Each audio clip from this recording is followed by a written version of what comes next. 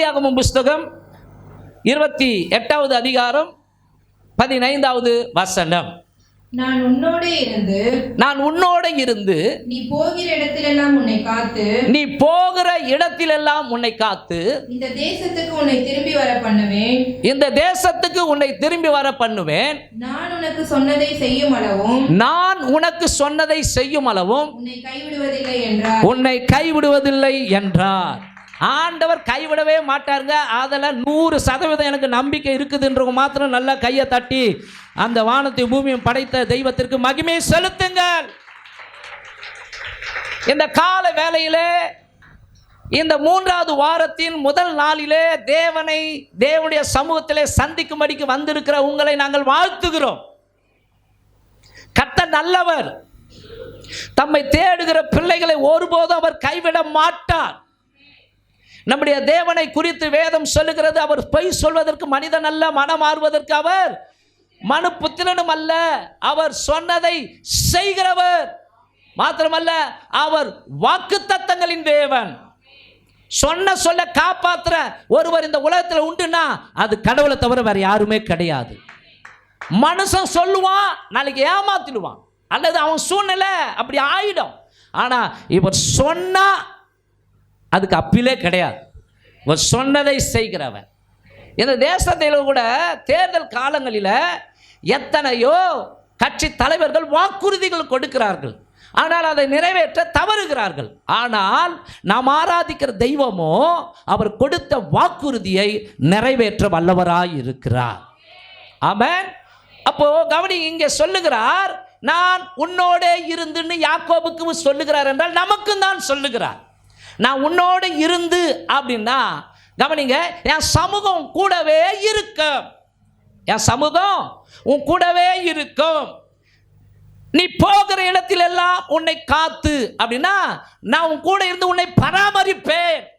இன்னொரு மொழிபெயர்ப்பில் இப்படி சொல்லப்பட்டிருக்கிறது. மாத்திரமல்லாமல் கவனிங்க, இந்த தேசத்துக்கு உன்னை திரும்பி வர பண்ணுவேன்னா நான் உன்னை லீட் பண்ணுவேன், உன்னை வழி நடத்துவேன். நம்முடைய ஆண்டவர் சொல்லியிருக்கிறார் வேதத்தில், நான் உனக்கு போதித்து நீ நடக்க வேண்டிய வழியை உனக்கு காட்டுவேன், உன்மேல் என் கண்ணை வைத்து உனக்கு ஆலோசனை சொல்லுவேன் அப்படின்னு சொல்லி இருக்கிறார். இந்த தேவன் என்றென்றைக்கும் உள்ள சதா காலங்களிலும் நம்முடைய தேவன், மரண பரியந்தம் அவர் நம்மை நடத்துவார் என்றும் வேதம் சொல்லுகிறது. ஏசாயா புஸ்தகத்தின் 46ஆம் அதிகாரம் 3வது வசனம் 4வது வசனம் இவ்விதமாக சொல்லுகிறது, ஜனங்களே எனக்கு செவி கொடுங்கள், தாயின் வயிற்றில் தோன்றினது முதல் உங்களை ஏந்தி தாயின் கர்ப்பத்தில் உற்பத்தி ஆனது முதல் உங்களை தாங்கினேன். இப்போ அப்படியே பேனாலாம் வச்சுட்டு கையை தட்டுங்களேன். தாயின் கர்ப்பத்தில் என்னை தாங்கின. அல்லேலூயா. நம்ம மேல எவ்வளவு பாசம் இருந்தா, எவ்வளவு அக்கறை இருந்தா, எவ்வளவு அன்பு இருந்தா, நம்முடைய கரு இப்படி சொல்றேன் நீங்க புரிந்து கொள்ளும் விதமாக, அபார்ஷன் ஆகிவிடாதபடிக்கு கண்ணும் கருத்துமா எங்க தாய் காத்தாங்களோ இல்லையோ, என் தாயை உருவாக்கினவர் காத்தார். அல்லேலூயா. அப்போ அந்த கரு மேல அவ்வளவு அக்கறை உடையவர் நம்முடைய ஆண்டவர். அதுதான் சொல்றாரு, தாயின் கர்ப்பத்தில் உற்பத்தி ஆனது முதல் உங்களை தாங்கினேன், உங்கள் முதிர் வயது வரைக்கும் நான் அப்படி செய்வேன். ஓ பிரைஸ் த லார்ட். எங்க வாக்கு கொடுக்கிறார், நீ வயசாகி தடி எடுத்து தள்ளாடி தள்ளாடி நடக்கிற பாக்குறியா, தள்ளாடி நடக்கிற அது வரைக்கும் உன்னை தாங்குவேன். கையை தட்டலாமா அவருக்காக? விசுவாசிங்க அன்பானவர்களே, நம்முடைய ஆண்டவர் அல்பாயுசுல நம்மளை எடுக்கிறவர் கிடையாது. நீடித்த நாட்களால் உன்னை திருப்தியாக்கி என்னுடைய ரட்சிப்பை உனக்கு காண்பிப்பேன் என்று சொல்லி இருக்கிறார். ஆமென். ஆகவே வியாதி உள்ள பிள்ளைகளாய் யாராவது இங்க இருப்பீர்களானால் பயப்படாதீங்க. அவர் யெகோவா ரஃபா, சுகம் எடுக்கிற தெய்வம். நாம இப்படி ஆமென் நல்ல கையை தட்டி ஹல்லேலூயா. ஆமா, ஸ்தோத்திரம். பயப்படாம உங்க பிரயாணத்தில் போங்க. கர்த்தருடைய சமூகம் முன்னாடி போகும், அவருடைய மகிமை உங்களை பின்னாலே காக்கும். அப்போ கவனிங்க, சொல்றாரு, நான் உங்களை முதிர் வயது வரைக்கும் அப்படி தாங்குவேன் செய்வேன். நரை வயது மட்டும் நான் உங்களை தாங்குவேன். வெல்ல முடி ஆற வரைக்கும் நான் உங்களை தாங்குவேன். நான் அப்படி செய்து வந்தேன். இனிமேல நான் ஏந்துவேன். நான் சுமப்பேன். கையை தட்டி அவர் நம்மை தப்புவிக்கிறவர், சொன்னதை செய்கிறவர். ஆமென். யாருக்கு தெரியுங்க? உங்களுக்கும் தெரியாது, எனக்கும் தெரியாது. 2024 வருஷத்தில் எத்தனை தரம் பிசாசானவன் கண்ணுக்கு தெரியாமல் மரண படுகொலியை வெட்டி வச்சிருந்தானோ தெரியாது. ஆனால் ஒவ்வொரு தருணத்திலும் அவருடைய கரை நம்மளை கெட்டியாக பிடிச்சு இருக்கிறது. அவன் சிரித்து கொண்டிருப்பான். இந்த வருஷத்தோட உன் கதை முடிஞ்சுதா? இல்லை, என் பிள்ளை வாழணும். சாத்தானே அப்பால போ. ஆமாம், என் பிள்ளையுடைய ஜீவன் எனக்கு அருமையானது அப்படின்னு சொல்லி எத்தனை தடவை அவரை நம்ம தப்பித்தாரு நமக்கே தெரியாது. ஆகவே அந்த தெய்வத்திற்கு கையை தட்டி ஸ்தோத்திரம் பண்ணி, அப்பா எங்களை 2025 கொண்டு வந்திருக்கிறீரே, எல்லா மகிமை உமக்கே உண்டாகட்டும்.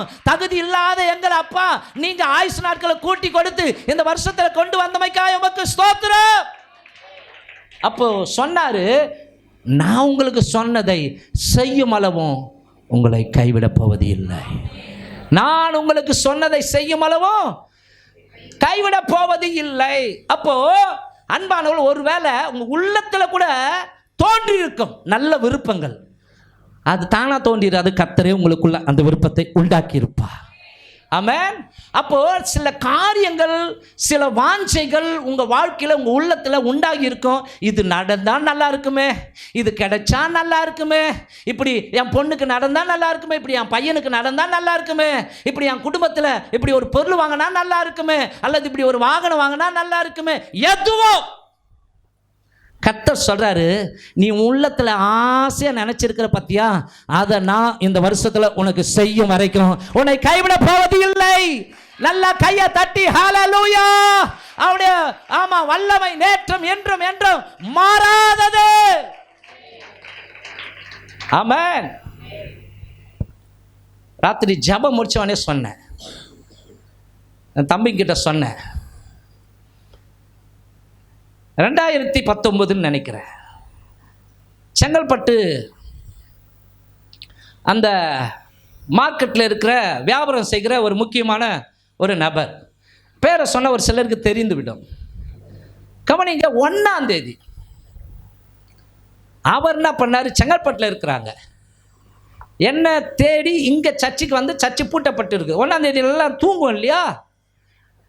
கவனிங்க, அவர் இங்கேருந்து ஃபோன் பண்ண, நான் ஃபோன் எடுக்க, சொல்லுங்கள் பிரதர், பிரைஸ் லார்ட் பாஸ்டர், நான் சர்ச்சில் போய்ங்கன்னு வந்தேன், இந்த நேரம் சர்ச்சில் இருக்க முடியாத, வீட்டில் இருக்கிறேன். சரி, நான் வீட்டுக்கு வரேன், சொல்லுங்கள் வழி, எப்படி வரணும்? வழி சொன்னோடனே வந்துட்டார். வந்தோடனே வீட்டுக்குள்ளே வந்தார். நம்ப மாட்டீங்க, குலுங்கி அழுதார். நான் இது வரைக்கும் தம்பிங்க கூட பேர் சொல்லலை, அது கடவுளுக்கு தெரிஞ்சால் போதும். அவர் இப்பவும் வியாபாரம் பண்ணி கொண்டு இருக்கிறார். கவனிங்க, குளிங்க அழுது அவர் சொன்னார், சூசைட் பண்ணிக்கலாமான்னு இருக்குது பாஸ்டர். 2019 1ஆம் தேதி, எந்த தேதி? அன்னைக்கு அந்த வருஷத்தில் கொடுத்த வாக்கு தத்தம். கவனிங்க, இதோ திறந்த வாசலை உனக்கு முன்பாக வைக்கிறேன், அதை ஒருவனும் பூட்ட மாட்டான். எத்தனை பேருக்கு ஞாபகம் இருக்குதோ தெரியாது. அப்போ ஏன் என்ன செய்யா? இல்லை, ஃபுல்லாக லாஸு, கடையும் சரியாக போக மாட்டேங்குது, ரொம்ப மன உளைச்சலாக இருக்குது அப்படின்னு சொல்லி அவருடைய பர்சனலில் என்னோடு கூட பகிர்ந்து கொண்டார். ஓகே, தைரியமாக இருங்க, கரெக்டாக அந்த வருஷத்தில் எல்லாத்தையும் மாற்றுவார் ஐயா, நீங்கள் ஜெபம் பண்ணுங்க, நானும் ஜெபிக்கிறேன்னு சொல்லி, நீங்கள் இந்த மாதிரி அண்ணெல்லாம் வந்தால் கூட நீங்கள் செய்யக்கூடாது, சரியா? நீங்கள் இந்த மாதிரி தப்பான காரியம்லாம் பண்ணிக்கூடாது. என்ன காரியம்? சூசைட் பண்ணிக்க சொல்லி பிசாசு சொல்லுவான். ஆனால் அந்த தற்கொலை முயற்சிகளாக நீங்கள் போகக்கூடாது சொல்லி அவருக்காக ஜெபம் பண்ணி அனுப்பிச்சிட்டேன். ஆனால் கவனிங்க, அந்த நாளிலிருந்து கர்த்தருடைய ஆசீர்வாதம் அவருக்கு உண்டாக ஆரம்பிச்சது. நான் பொய்ய சொல்லலை, பலிபீடத்தில் நின்று கொண்டு இது உண்மை, கடவுள் அறிவா. கவனிங்க அன்பானவுல, அவருடைய கடை அருமையாக வியாபாரம் ஆக ஆரம்பிச்சது. மாத்திரமல்ல, அவங்க பிள்ளைக்கு ஐடி ஃபீல்டில் அருமையான வேலை. இதுக்கெல்லாம் கையை தட்ட மாட்டீங்களே? கவனிங்க, ஸ்தோத்திரம். மாத்திரமல்லாமல் அவங்க பொண்ணுக்கு கல்யாணம் பண்ணிட்டார், பிள்ளைக்கு கல்யாணம் பண்ணிட்டார். மாத்திரமல்ல, சொந்த வீட்டையும் வாங்க கடவுள் உதவி செய்திருக்கிறார். அப்போ என்ன சொல்ல வரேன்னா, அன்றைக்கி சொல்லி அமிச்சேன், ஆனால் அதை நினைப்பார் அவர், பாஸ்டர் உங்கள் ஜபம் வர. இல்லை ஐயா, இது உங்கள் ஜபம். நான் இப்படி தான் சொல்லுவேன். உங்கள் ஜெபம், உங்கள் சிஸ்டர், உங்கள் மிஸ்ஸஸ் அவங்க பயங்கரமாக ஜெபிக்கிறாங்க இல்லையா, உங்கள் பிள்ளைகளாம் பக்தி உள்ள பிள்ளைகள், அதுங்களாம் ஊழியம் வர செய்துங்க. அதான் கர்த்தர் இந்த அளவுக்கு உங்களை ஆசீர்வச்சிருக்கிறார். அல்லேலூயா.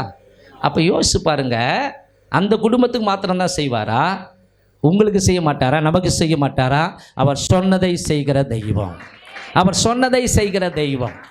என்ன கூட நீங்கள் உற்சாகப்படுத்த கடவுள் கைவிட மாட்டார் என்பதற்கு இந்த சாட்சியும் சொல்லுகிறேன். கவனிங்க, 2004 என் மனைவிக்கு விபத்து ஏற்பட்டுருச்சு. ஆகவே அடிக்கடி வைத்தியம் பண்ணணும். இதுக்காகலாம் என்ன பண்ணேன்னா, செங்கல்பட்டுலேயே நான் வீடு எடுத்து அங்கேயே தங்கி அங்கேயே வீடு எடுத்து அங்கேயே வாழ்ந்து கொண்டு இருக்கிற, ஊழியமும் அங்கே தான். இப்படிப்பட்ட சூழ்நிலையில் எங்களுக்கு குழந்தைய வேணான்ட்டு ஒரே குழந்தையோடு கூட தீர்மானம் பண்ணிட்டோம். என் பொண்ணு ஏஞ்சலோடு கூட ஸ்டாப், இனி வேண்டாம் அப்படின்னு சொல்லி நாங்கள் அதுக்குண்டான மெத்தடில் போய் கொண்டு இருக்கிறோம். ஓகேவா? கேட்குறீங்களா? அல்லேலூயா. குழந்தையே வேணாம் அப்படின்னு சொல்லி அப்போ ஜெபம் பண்ணி கொண்டு இருக்கிறோம். அந்த மாதிரி சூழ்நிலையில் என் குழந்தை சின்ன பொண்ணு, அங்கே ஒவ்வொரு வீட்லேயும் 2 பிள்ளைங்க இருக்கும். அப்போ இது ஏக்கத்தோடு பார்க்கும்போது என் மனைவிக்கு ஒரு மாதிரி இது உண்டாக, அப்போது ஃபீலிங்காக இருக்கும்போது என்ன பண்ண, நம்ம ஒரே ஒரு குழந்தையோடு கூட போதும்னு சொல்லிட்டோம்ல, தப்பு பண்ணிட்டோன்னு. இப்போ என்ன, ஜெபம் பண்ணால் போது கர்த்தர் செய்வா. அதுக்கு முன்னாடி ஆண்டவர் 1 தீமோத்தேயு புஸ்தகம்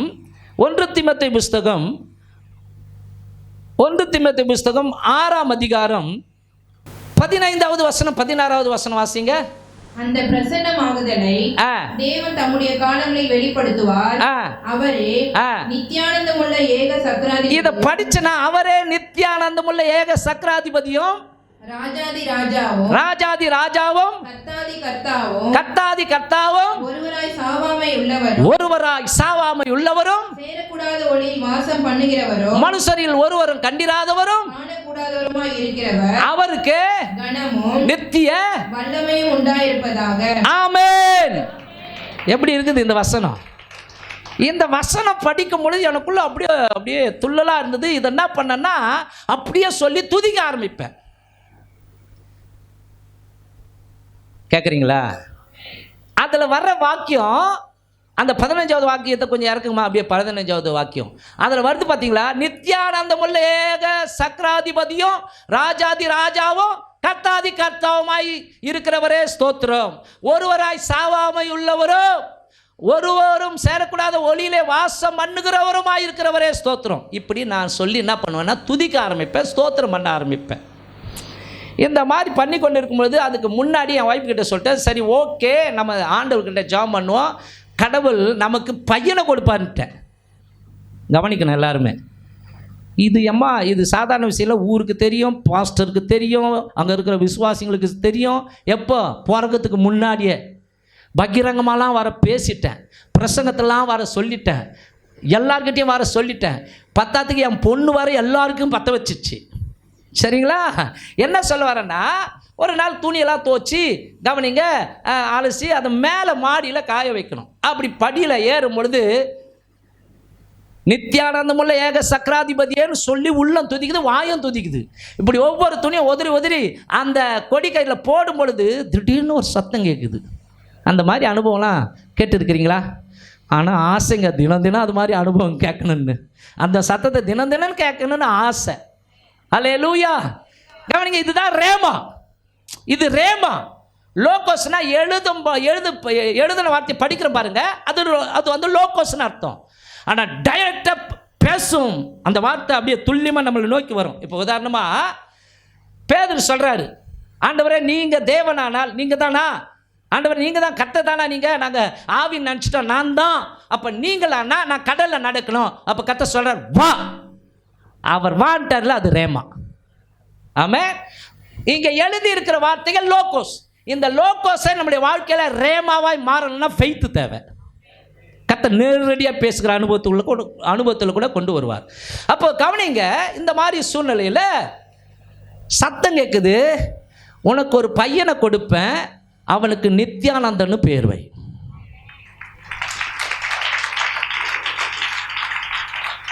ஆனால் இது வரைக்கும் என் பையனுக்கு அதை பற்றிலாம் தெரியாது அவ்வளோ. அவன் சொல்கிறாரு, அப்பா சொல்லி கெடுக்கட்டும். அப்படின்னு சொல்லுவார். ஆனால் நான் சொல்லுவேன், என்றைக்கா இருந்தாலும் அவன் கடவுளுடைய பிள்ளை, எங்கே போனாலும் முடிய கொஞ்சம் ஓவராக வளர்த்து கொண்டு இருந்தாலும் அப்படி இப்படி சேட்டை பண்ணாலும் கர்த்தர் அவனை கொண்டு வந்துடுவார். ஏன்னா கர்த்தர் கொடுத்த சொத்து அது. ஆமென், ஹல்லேலூயா. ஃபஸ்ட்டு குழந்தை பையன் வேணும் ஜெபம் பண்ணோம் நாங்கள். பொண்ணாக பிறந்துச்சு. சரி, ஓகே, பரவாயில்ல. ஏன்னா என் பொண்ணு, என் ஒய்ஃபு, நான் தான் படாத பாடலாம் பொண்ணாக பிறந்து அனுபவிச்சிட்டேன். எனக்கு பிறக்கிறது பொண்ணாக பிறக்கக்கூடாது, பையனாகவே பிறக்கட்டும்னு சொன்னவளுக்கு என்ன பிறந்துச்சு, பொண்ணாகவே பிறந்துச்சு. அப்போ சொன்னேன், ஐயோ நான் தான் பாடுபடுறேன்னா இதுவும் வேதனை பண்ணணுமா? நான் சொன்னேன், பையனோ பொண்ணோ கர்த்தர் கொடுத்த சொத்து, நம்ம வளர்த்து ஆளாக்குவோம். சரி, ஓகே. இப்போ என்ன ஆச்சுன்னா, ஓடியாந்து என் ஒய்ஃப்கிட்ட சொல்கிறேன், ஆண்டவர் பேசிட்டாரு, நம்மளுக்கு ஒரு பையன் கொடுப்பாராம். அந்த நேரத்துக்கு அவர் நம்மளுக்கு இவர் ஆறுதலுக்கு சொல்கிறாரு, ஒரு ஒரு மனசு சந்தோஷப்படுறதுக்கு சொல்கிறாருன்னு நினச்சாலும் என்னன்னு தெரியாது. ஆனால் கவனிங்க, அதிலிருந்து விசுவாசம் ஆகிட்டேன். அல்லேலூயா, ஆமென். யார் சொன்னாங்க அந்த வார்த்தையை? ஆண்டவர் சொன்னாங்க. கவனிங்க, அதை ஒரு நாள் பிரசங்கத்தில் கவனிங்க சொல்லி விட்டுட்டேன். என் வாய் வர சும்மா இல்லாமல் சொல்லி விட்டுட்டேன், எனக்கு ஒரு பையனை கொடுப்பான் அப்படின்னு கர்த்தர் சொல்லியிருக்கிறாரு அப்படின்ட்டு. இப்போது அதை சீனியர் பாஸ்டர் கேட்டார், ஏரியா பாஸ்டர்ஸ் கேட்டாங்க, விசுவாசிகள் கேட்டாங்க. எப்படி இருக்கும் யோசிச்சு பாருங்கள். கவனிங்க, அதே மாதிரி என் மனைவி கன்சீவ் ஆனாங்க. ஸ்தோத்திரம். மின்னல் கொடின்னு ஒரு டாக்டர் இருந்தாங்க. அவங்க பாஸ்டர் நீங்கள் அடிக்கடி ஹாஸ்பிட்டலாம் கொண்டு வர வேணாம், நான் சொல்கிற டைமுக்கு மாத்திரம் கொண்டு வாங்க. ஏற்கனவே ஃபஸ்ட்டு சிசேரியன், ஆகவே அவங்களுக்கு நம்ம சிசேரியன் பண்ணி குழந்தை எடுத்துடலாம். அப்போ டாக்டர் பில்லி அவர்லாம் இருந்தாங்க, சப்போர்ட்டாக ஹெல்ப்பாக இருந்தாங்க. அவங்க பெரிய ஹாஸ்பிட்டலில் இருந்தாங்க. அதே மாதிரி அவங்க சொன்ன ரேட்டில் கொண்டு போயிட்டோம். அப்போ என் மனைவியுடைய ரிலேஷன்லாம் கூட கூடியிருந்தாங்க. அதில் முக்கியமாக அவங்க அத்தை மனோரமானு பேர். அந்த காட்சி இன்னும் ஞாபகமாக இருக்குது. அப்போது என் மனைவிக்கு முன்னாடி 3 சிசேரியன், மொத்தம் 4 சிசேரியன். முதல் சிசேரியன் நடக்குது. யார்? முனுசாமி ஐயா அதோ இருக்கிறேன்றாங்க. குறிச்சிக்கப்பட்ட டைமு பையன் பிறந்திருக்கிறான். அங்கே சத்தம் கேட்குது. ரெண்டாவது கவனிங்க, அவர் சொன்னவர் பழையமேடுன்ற கிராமத்தில் இருக்கிற சந்திரசேகர், அந்த அண்ணன் தான் அந்த ஆப்ரேஷன் தேட்டரில் இருக்கிறாரு. அவர் தெரிஞ்சு வருவார்.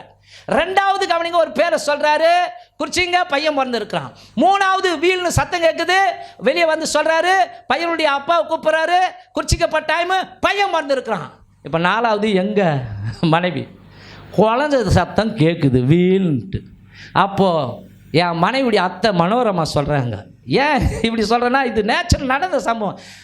ஐயோ நாங்கள் என்னக்கா அப்படின்னா, இந்த சத்தம் பொம்பளை குழந்தை சத்தம்பா அப்படின்னாங்க.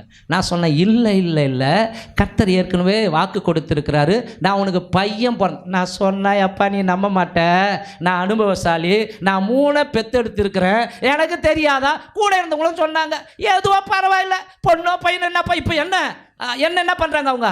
பொண்ணோ பையனோ பரவாயில்ல, எதுவோ ஒன்று. சொல்கிறது புரியுதுங்களா? என்ன ஏதோ ஒன்றுப்பா உடுப்பா, ஏதோ அந்தண்ணா 2 குழந்தை, 2 பொம்பளை குழந்தையா இருந்தால் கூட 2 கண்ணு தானே இப்படிலாம் சொல்கிறாங்க. நான் அடித்து சொல்கிறேன், இல்லை, நான் ஆண்டவர் எனக்கு கொடுத்து வாக்குறுதிப்படியே அவர் பையன் தான் கொடுத்துருக்கிறார். இது இங்கே நடந்துக்கிட்டே இருக்குது. ஆட சொன்னாலும் நீ கேட்க மாட்டேன். சரி போப்பா. இல்லைக்கா, நான் ஆண்டவருக்கு ஊழியம் செய்கிறேன், ஆண்டவர் எனக்கு சொல்லியிருக்கிறாரு, உண்மையாகவே பையன் தான் பிறந்திருக்கிறான். இப்படி ஆர்குமெண்ட் நடந்து கொண்டு இருக்கும் போதே கதவை திறக்குது. எப்பா செல்வகுமார், சொல்லுங்கண்ணே, டைம் குச்சிக்குப்பா, 6:10 உனக்கு பையன் பிறந்திருக்கிறான். தெரியுது, வஞ்சனையா கையை தட்டுறது. கவனிங்க, உண்மையாகவே இது ஒரு மிராக்கள். ஸ்தோத்திரம். கவனிங்க, ஏன்னா அது அந்த நேரத்தில் அவளுக்கு கொடுக்கப்பட்ட அந்த குழந்தை ஆறுதலின் குழந்தை தான். ஏன்னா கால் அடிப்பட்டு அந்த வேதனை ஒவ்வொரு நாளும் அனுபவிக்கிறது நம்மளுக்கு தானே தெரியும். அப்போது கடவுளே அந்த மகளை சந்தோஷப்படுத்துவதற்காக ஒரு பையனை கொடுத்தார். என்ன சொல்ல வரேன்னா, நான் உனக்கு சொன்னதை செய்யும் வரைக்கும் உன்னை கைவிட மாட்டேன். நான் உனக்கு சொன்னதை செய்யும் வரைக்கும் உன்னை கைவிட மாட்டேன். நம்முடைய ஆண்டவர் சொன்னதை செய்கிற தெய்வம். ஆகவே இன்றைக்கி நம்ம படிக்கிற இந்த செய்திக்கு ஒரு தலைப்பை கொடுக்க வேண்டும் என்றால், நம்மை கைவிடாத தேவன் கர்த்தர். கர்த்தர் நம்மை கைவிடாதவர். எத்தனை பேர் ஆமென் சொல்கிறீங்க? கர்த்தர் ஒருபோதும் நம்மை கைவிடவே மாட்டார். தேவன் சொன்னதை செய்பவர் அவர் கைவிடவே மாட்டார். ஆனால் அதற்கு நாம் என்ன செய்ய வேண்டும்? சரிங்களா?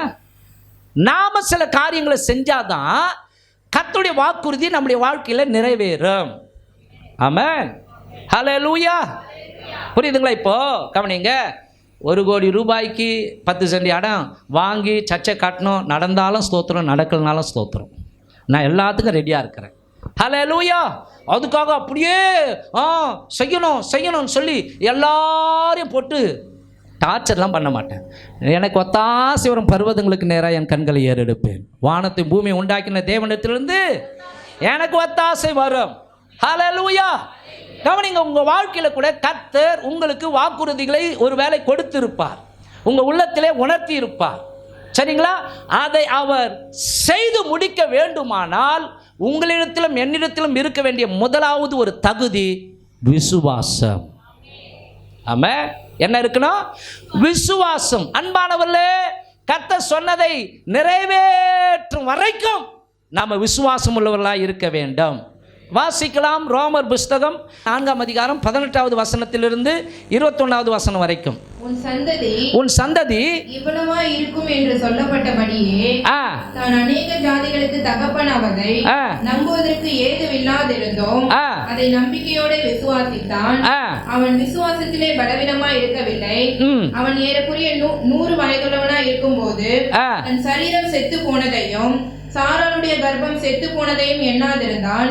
தேவனுடைய வாக்குத்தத்தத்தை குறித்து அவன் அவிசுவாசமாய் சந்தேகப்படாமல் தேவன் வாக்குத்தத்தம் பண்ணினதை நிறைவேற்ற வல்லவராய் இருக்கிறார் என்று முழு நிச்சயமாய் நம்பி தேவனை மகிமைப்படுத்தி விசுவாசத்தில் வல்லவனானான். ஆமென். எத்தனை பேருக்கு ஆசையா இருக்குது கடவுள் என் வாழ்க்கையில் நான் நினைச்சதெல்லாம் நிறைவேற்றணும்னு சொல்லி. அதுக்கு நீங்கள நானும் விசுவாசம் உடையவர்களாய் மாற வேண்டும். நீங்கள நானும், நான் சொன்னேன் இல்லையா கொஞ்ச நேரத்துக்கு முன்னாடி, எனக்கு கர்த்தர் பையனை கொடுத்த ஒரு காரியம் அந்த உச்சக்கட்ட நேரத்தில் கூட அப்படியா அப்படின்னு நான் விட்டு இல்லைங்க. இப்போ அனுபவசாலி அந்த அம்மா, அவங்க சுகப்பிரசவத்தை அனுபவிச்சவங்க, 3 பெத்தெடுத்தவங்க. அவங்க சொல்கிறாங்க, பொம்பளை குழந்தை பக்கத்தில் இருக்கிற ஒரு வயசான பாட்டி அம்மாவும் சொல்கிறாங்க, ஆமாம்பா அது பொம்பளையாக இருந்தால் கூட ஏற்றுக்க பண்ணுறாங்க. என்ன அதுக்கு நான் உடன்படவே இல்லை. இல்லை, கர்த்தர் சொல்லி இருக்கிறார், அவர் செய்வார். நீங்க அப்படி சொன்னாலும் நான் ஊழியம் செய்கிற என் ஆண்டவர் பேசுகிற ஆண்டவர், எனக்கு பையனை தான் கொடுப்பான்னு சொல்லி இருக்கிறாரு. ஆகவே அவர் கொடுப்பார். இந்த மாதிரி எனக்கும் அவங்களுக்கும் உரையாடல் நடந்து கொண்டு இருக்கும் பொழுது ஒருத்தர் கதவை திறந்து, செல்வகுமார் உங்களுக்கு பையன் பிறந்திருக்கலாம்பா, எப்படி இருக்க யோசிச்சு பாருங்க. ஆமென். விசுவாசிக்கிறவன் வெட்கப்பட்டு போவது இல்லை. ஆமென். விசுவாசிக்கிறவர்கள் வெட்கப்பட்டு போவதில்லை. அவர்கள் அவரை நோக்கி பார்த்தார்கள், விசுவாசத்தோடு கூட அவர்கள் முகங்கள் பிரகாசம் அடைந்தது, அவர்கள் வெட்கப்படவில்லை. ஆமென். அன்பான தேவ ஜனமே, உங்கள் வாழ்க்கையில் நீங்கள் விசுவாசம் உடையவர்களாய் காத்திருங்கள். நிச்சயமாக ஏற்ற காலத்தில் அவர் உங்களை நிச்சயமாய் ஆசீர்வதிப்பார். இன்னது நடக்கணும்னு சொல்லி நீங்க ஒருவேளை ஜெபம் பண்ணி கொண்டிருக்கலாம். கவனிங்க, அவர் சரியான நேரத்தில் அதை நடத்துவார். அன்றியும் அவருடைய தீர்மானத்தின்படி அழைக்கப்பட்டு தேவனிடத்தில் அன்பு கூறுகிறவர்களுக்கு சகலமும் நன்மைக்கு ஏதுவாய் நடக்க விசுவாசிக்கிறவங்க கையை தட்டி, எனக்கு நன்மைக்கு ஏதுவாக இந்த வருஷம் நடக்கும். ஹல்லேலூயா. ஆமென். அப்ப போன வருஷத்துல ஒருவேளை ஏமாந்துருக்கலாம், நல்லது, ஸ்தோத்திரம் பண்ணுங்க. அதுக்காக கடவுளுக்கு நன்றி சொல்லுங்க. என் ஆண்டவர் கொடுத்த உச்சிதமாய் கொடுப்பார்.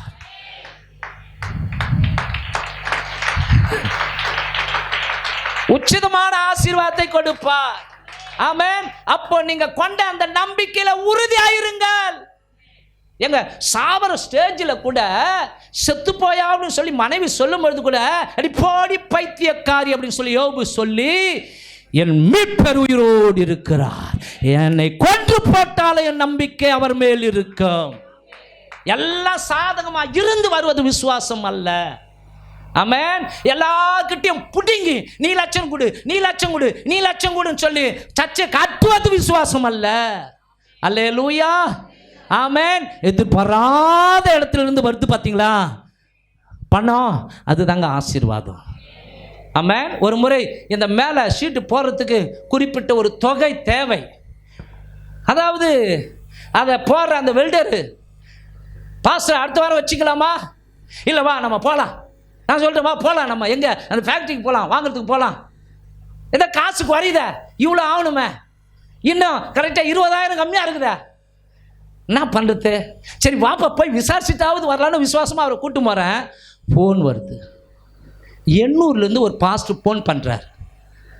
கவனிங்க, எண்ணூர்லேருந்து அவர் வச்சிருக்கிற சர்ச்சு வேற சர்ச்சு, வேற பெயர். ஆனால் அந்த ஃபாஸ்டிங் ப்ரேயரில் அங்கே இருக்கும் பொழுது 6,000 பங்கு பெறுவாராம், தோண்டு போய் வருவாராம், சோர்ந்து போய் வருவாராம், ஊழியத்தை விட்டுலாமான்னு நினச்சி கொண்டு வந்து உக்காருவாராம். 6 மாதம் அங்கே இருந்தார்.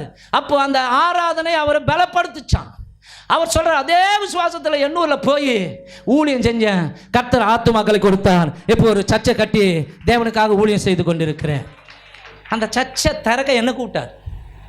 ஆனால் நான் ஒரு ஸ்தாபனத்தில் இருக்கிறபடினால சீனியர் பாஸ்டர் இருக்கிறாரு, அவர் வேணாம், வந்தால் நீங்கள் வாங்க, நான் வரமாட்டேன்ட்டேன். நான் ஒரு ஸ்தாபனத்தில் இருக்கிறேன், அவங்க என்னை பார்க்கலாம் கூட நான் அவங்களுக்கு நம்பிக்கை துரோகம் பண்ண மாட்டேன். அதை இப்போவும் சொல்லி பாராட்டுவார். நீங்கள் திங்கக்கிழமை கூட அவர் சொன்னார், உங்களுக்காக திங்கக்கிழமை மாற்றிக்கிறேன், ஏன்னா திங்கக்கிழமை ரெஸ்ட் இல்லையா, ஆஹா அப்படின்ட்டேன். ஹல்லேலூயா. அந்த மனுஷன் அப்புறம் வேற ஒருத்தரை கொண்டு என்ன பண்ணார், அந்த சர்ச்சையை திறந்துக்கினார். ஆனால் அவர் கவனிங்க, என்னுடைய அக்கௌண்ட்டில் 20,000 ரூபாய் போட்டு இருக்கிறார். நாங்கள் அந்த மரவெல்லாம் இருக்க போய் கொண்டு இருக்கும்போது ஃபோன் பண்ணுறார், பாஸ்டர் உங்கள் அக்கௌண்ட்டில் 20,000 ரூபாய் போட்டு இருக்கிறேன், எனக்கு தெரியாது, கர்த்தர் உணர்த்தினார். எனக்கு பேச்சே வரல. அத்தியா தெரியும், வஞ்சனையாக இருக்கிறீங்க நீங்கள், நீங்களாம் ஊழியம் செய்கிறீங்கப்பா, நீங்களாம் ஜெபம் பண்ணுறீங்கப்பா, நீங்களாம் பயங்கர பரிசுத்தம் அப்படியா இல்லை அன்பானவர்களே, கிருபை. கவனிங்க, நான் அந்த ரங்கத்தில் பர்சனலாக கேட்குறேன் பார்த்தீங்களா, அதை கர்த்தர் கொடுக்கும்போது அதாங்க விசுவாசத்தினால பெற்றுக்கொண்டது. விசுவாசத்தில் வராத யாவுமே பாவம். அப்போ இங்க பார்க்குறோம், தன்னுடைய சரீரம் செத்து போச்சு, சரீரம் செத்து போச்சு, அவ்வளோதான். சரீரத்தில் ஒரு உணர்ச்சியும் கிடையாது. யாருக்கு? ஆபிரகாமுக்கு 100 வயசு. சாராளுடைய கர்ப்ப பைய செத்து போச்சு, அதாவது ஸ்திரீகளுக்குடைய வழிபாடே நின்று போச்சு. நம்முடைய ஆண்டவர் இயற்கைக்கு அப்பாற்பட்ட அற்புதங்களை செய்கிற தெய்வம். உங்களுக்கு தெரியுமா, இல்லாத கர்ப்ப பையை உருவாக்கி கொடுக்கிறார் கர்த்தர். நான் பாஸ்டர் டூப் போடுறீங்களா நீங்க சொன்னீங்கன்னா, நீங்க யூடியூப் அல்லது கூகுளில் போய் பெர்னார்ட் பிளஸிங்னு அடிங்க.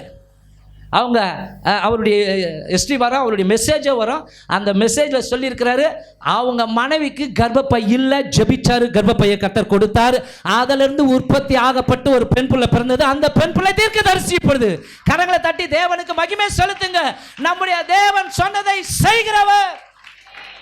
அவர் ஆராய்ந்து முடியாத பெரிய காரியங்களையும் எண்ணி முடியாத அதிசயங்களையும் செய்கிற ஆண்டவர். அப்போ ஆபிரகாமுடைய சரீரம் செத்து போச்சு, இந்த சாராளுடைய கர்ப்பப்பை செத்து போச்சு.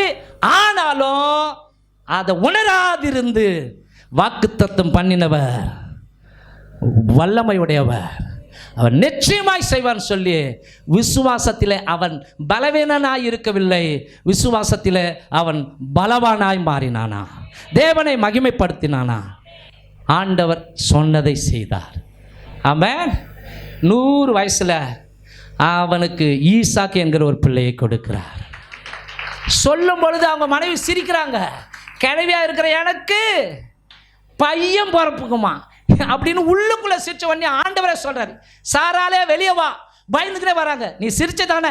இல்லை ஆண்டவரை நான் சிரிக்கிறேன். இல்லை, உள்ளத்தில் சிரித்தாய், ஆகவே உனக்கு பையன் பிறப்பான், அவன் பெயர் சிரிப்புன்னு வை. ஈசாக்குன்னா அதுக்கு அர்த்தம் என்னதுங்க? சிரிப்பு.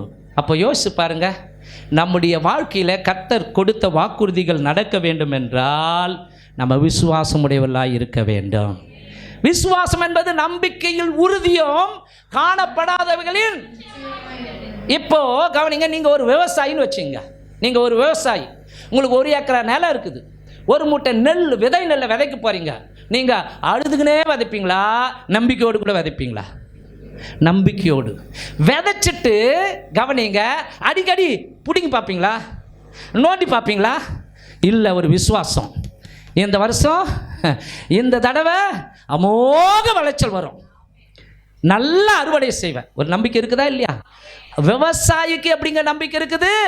ஒரு விவசாயிக்கு அந்த நம்பிக்கை இருக்குமானால், வானத்தையும் பூமியும் படைத்த கர்த்தருடைய பிள்ளையாகி இருக்கிற உனக்கு எனக்கு அந்த விசுவாசம் இருக்க வேண்டும். ஆமென்.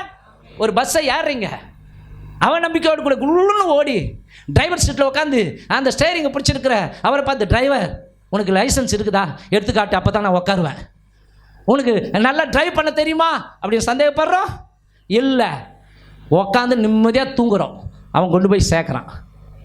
எப்படி நம்பிக்கை வருது யோசிச்சு பாருங்க. இப்போ ஹாஸ்பிட்டலில் போகிறோம், ஒரு ஹோட்டலுக்கு போகிறோம். ஹோட்டலில் உட்காந்த உடனே நம்ம கேட்குறோம், ஒரு மசால் தோசை எத்தா இல்லை, எதனா விஷம் வச்சுருப்பானா சந்தேகப்படுறோமா? அது உள்ளே போனோமா நம்ம தின்னவே மாட்டோம், அவ்வளோ மோசமாக இருக்கும் சமையலறை, இந்த ஹோட்டல் சமையலறை. ஆனால் ஒரு நம்பிக்கையோடு சாப்பிட்றோம் இல்லையா? இது மாதிரி தான் 2 பேர் ஊழியம் செய்ய போனாங்களாம். ஊழியம் செஞ்சுட்டு மதியான நேரம் கவனிங்க, ஒருத்தர் கையில் 10 ரூபா தான் இருக்குது, ஒருத்தர் கையில் அது கூட இல்லை. அந்த பணமே இல்லாதவர், ஏம்பா வாப்பா அந்த பெரிய ஹோட்டல் இருக்குது அங்கே போய் சாப்பிட்லாம். டே என்கிட்ட 10 ரூபா தான் இருக்குது. உடனே டீ வாங்குவோம், ஆளுக்கு பாதி குடிப்போம். டீ வாங்குவோம், ஆளுக்கு பாதி குடிப்போம். போயிட்டாங்க. இவர், சார் ஒரு டீ, நீ டீயை குடி அப்படின்னு சொல்லிட்டு இவர், சார் ஹோட்டலில் காஸ்ட்லியான உணவு என்ன இருக்குதுன்னா, பிரியாணி கொண்டு வா. பிரியாணி சாப்பிட்டாரு. அப்புறம் என்ன இருக்குது? சிக்கன் பக்கோடா சாப்பிட்டாரு. அப்புறம் என்ன இருக்குது? மட்டன் கறி இருக்குது. எல்லாத்தையும் கொண்டு நல்லா சாப்பிட்டாராம். பைபிளில் அவருக்கு சொல்லப்பட்டிருக்கிற நினைப்பூட்டு இருக்கிற காரியம் என்னன்னா, ஒருவன் எனக்கு ஊழியம் செய்தால் பிதாவானவர் அப்பா எனக்கு கனப்படுத்துங்க, மாவாட்டை விட்டுறாதீங்க. நீ வேணா டீயை குடி. எஸ், அவன் சொன்னானா, எப்பா நீங்கள் மாட்ட போகிற, நீ இன்னைக்கு அவ்வளோதான், நீ துபார் நீ மாட்டினா நான் ஒத்துக்க மாட்டேன், நான் போயிடுவேன், நான் டீ மாற்ற தான், இந்த சாப்பிடு. வானவே வேணாம், எனக்கு வானவே வேணாம். கவனி, எல்லாத்தையும் சாப்பிட்டு இப்போ பில்லு கொடுக்கணும் இல்லையா? அந்த நேரத்தில் கவனிங்க, இவர் போய் கையை தொடச்சிட்டு என்னடா பண்ணலாம் அப்படின்னு, ஆண்டவரே நீங்கள் தான் ஒரு உதவி செய்யணும் போது, அந்த பில் கவுண்டரில் உட்காந்துருக்கிறார் இல்லையா, அந்த நபர்கிட்ட ஒரு மனுஷன் அவர் சாப்பிட்ட சாப்பாட்டுக்கு பணத்தை கட்டிட்டு பிரதர்னார் கையை தூக்குனாராம். யாரு கூப்பிட்றான்னு திரும்பி பார்த்தா அங்கே ஒரு பிரதர் இருந்தார். நீங்கள் ஊழியம் செய்கிறவங்க, ஏன்னா இவங்க பை மாட்டிருந்தாங்கல்ல, நீங்கள் ஊழியம் செய்கிறவங்க தானே? ஆமாம், உங்களுக்கு உண்டான அத்தனை பில்லை நான் கட்டிட்டேன்னு ஒன்று இந்த டீ குடிச்சவர் அப்படியே ஷேம் ஆயிடுச்சான். ஆனால் பாய்கள பசியோடு கூட ஒரு டீ மாத்திரம் தான் குடிச்சாரு. ஆனால் இவர் என்ன பண்ணார்? நல்லா ஃபுல் கட்டிட்டாராம். அல்லேலூயா, ஆமென். மறுபடியும் சொல்கிறேன், விசுவாசிக்கிறவன் வெட்கப்படுவது இல்லை. ஆமென். இந்த டைமில் இந்த புத்தியை நம்பாதீங்க, சூழ்நிலையை பார்க்காதீங்க. ஸ்தோத்திரம், ஹல்லேலூயா. அழைத்தவர் உண்மையுள்ளவர்.